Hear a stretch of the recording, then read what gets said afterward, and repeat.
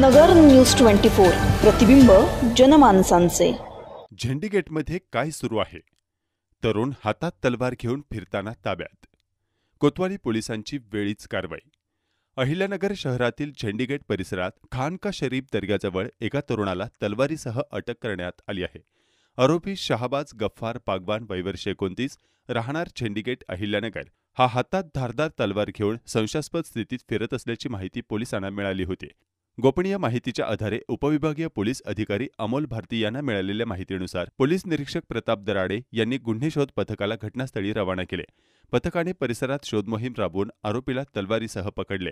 आरोपीकडून 4,000 रुपये किमतीची धारदार लोखंडी तलवार जप्त करण्यात आली। या प्रकरणी शस्त्र अधिनियम कायद्यानुसार कोतवाली पोलीस ठाण्यात गुन्हा दाखल करण्यात आला असून पुढील तपास पोलीस करत आहेत।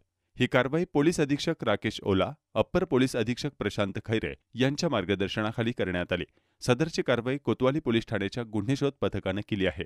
प्रतिनिधी अझहर सय्यद, नगर न्यूज 24 अहिल्यानगर। नवीन बातम्या आणि ताज्या घडामोडींसाठी आजच आपल्या चॅनलला सबस्क्राइब करा।